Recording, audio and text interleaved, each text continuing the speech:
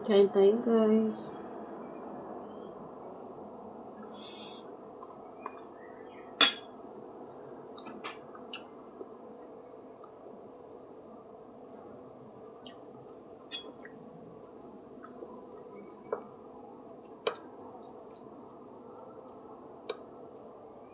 Nilagang baboy yung ulam ko.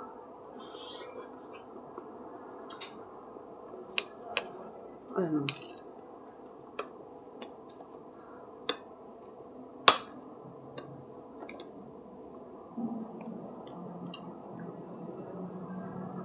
Hinaluan ko siya ng patatas at saka yung lettuce.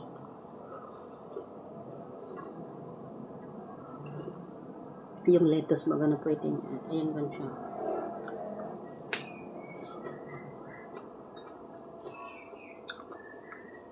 Lettuce na pwedeng lutuin. Yung hindi baga kinakain ng hilaw.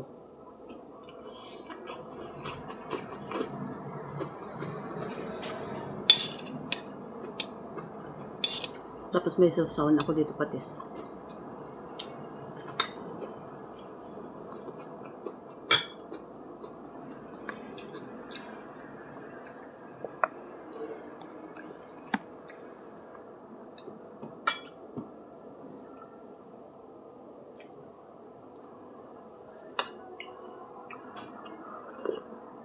Mahilig talaga ako maghigop ng sabaw.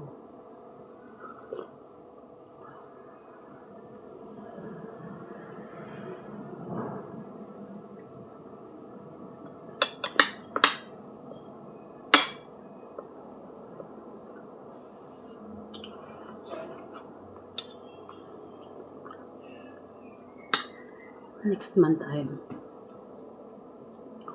ano na yun, bagong kontrata ko.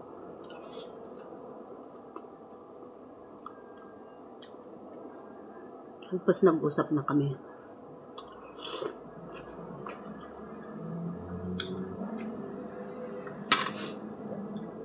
Nag-usap na kami tapos ano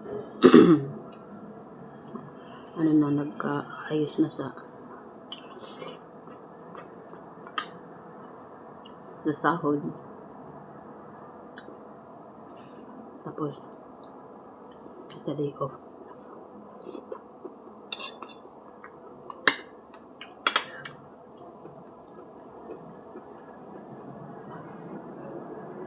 Na-renew na din yung ano ko, yung bagong kontrata ko. Ay, yung work permit ko.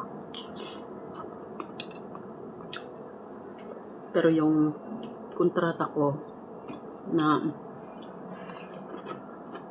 sa embassy na kontrata, sa November pa yun.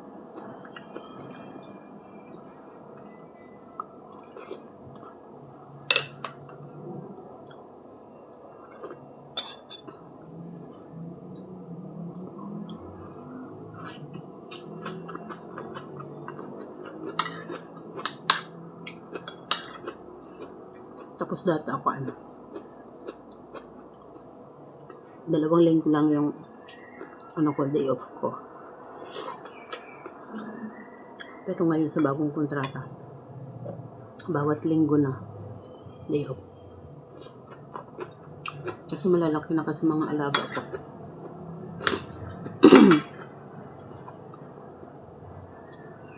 Malalaki na sila.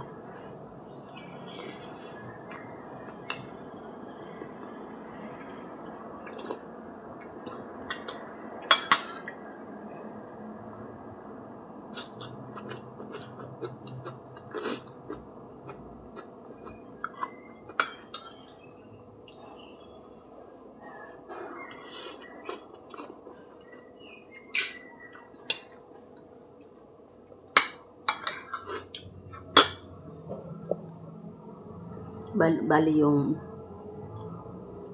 sahod ko, lumiit na yon. Nagdagdag lang sila ng konti kasi malalaki na yung mga bata.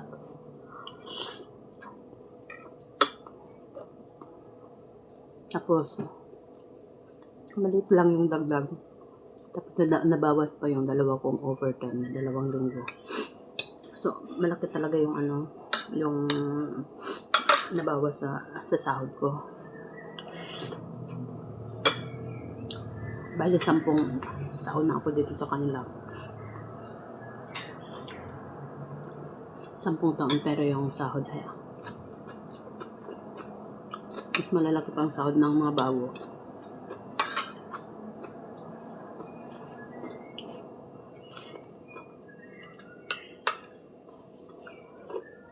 Pero okay lang.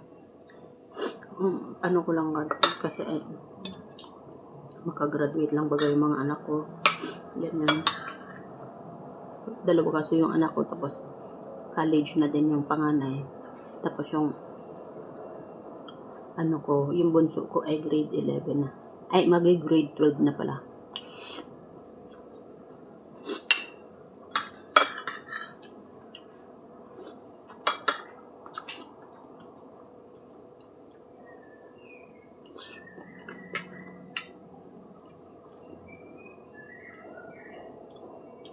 Hindi talaga kasya siya. Yung sahod, hindi kasya. Pero pinapagkasya ko na lang. Wala ka tayong magagawa eh. Saka ayoko na din kasi lumipat. Ayoko nang maghanap ng bagong amo. Kasi matanda na ako. 48 na ako. Ngayong paparating na September. Kaya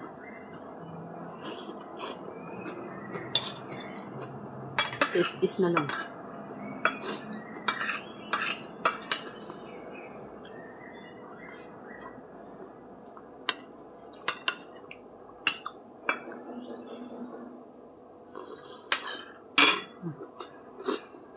Kasi nakaraan kasi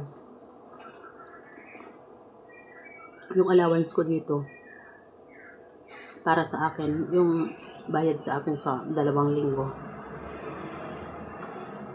So, wala na. Wala na yung bayad sa 2 linggo.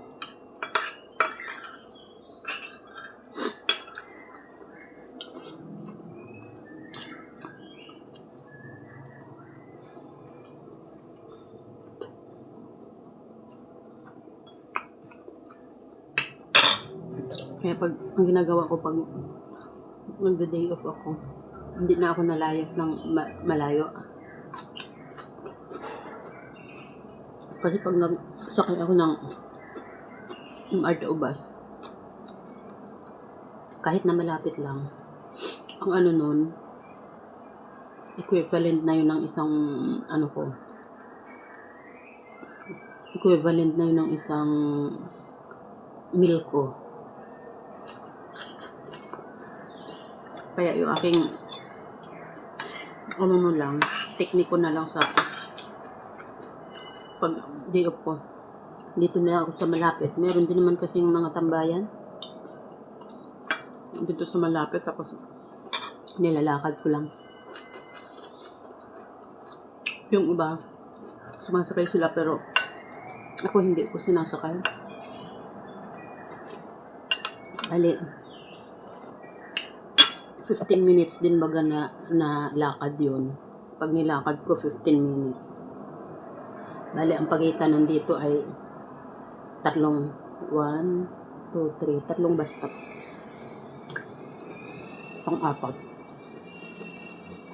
Pang-apat na bus stop. Pero nilalakad ko lang yan. Kasi doon din. Meron din dyan mall, yung West Mall na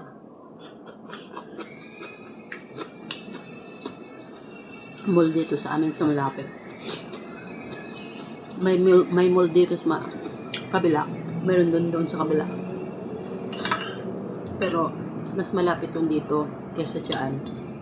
Yung sa Beauty World ay medyo malayo-layo kasi. Ilang bus stop ang sa Beauty World? Pang-5.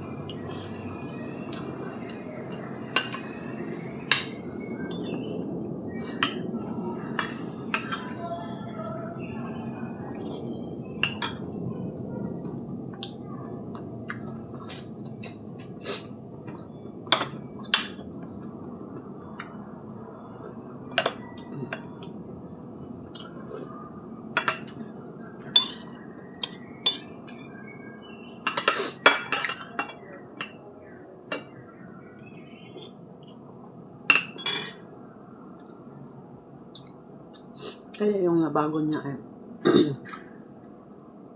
ang nabago ay yung day off ko. Tapos yung sasahod. Tapos yung bayad ng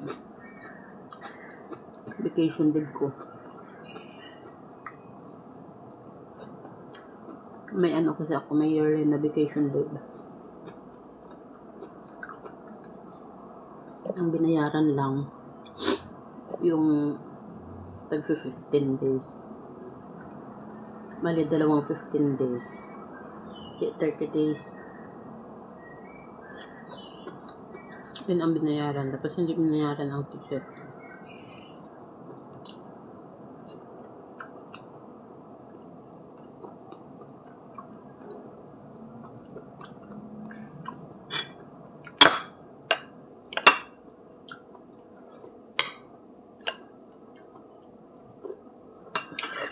Maanghang na. Maanghang na yung aking sabaw.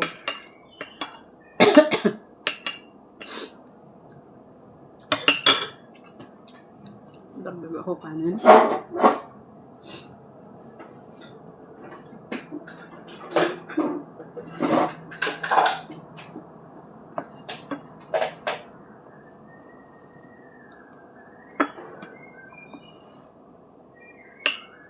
Tapos dagdag din ako ng sabaw.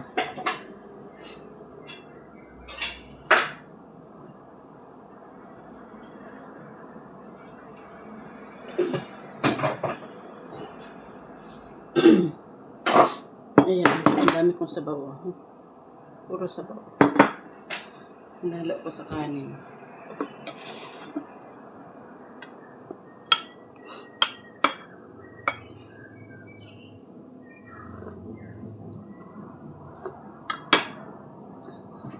Yung iba nga din daw ay may mga nababasa ako ng mga group dito.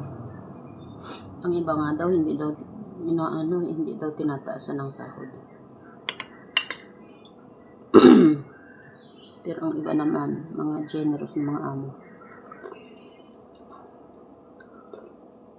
Malalaki pasahod. Ang dami pala dito, may sahod na 1,000 plus.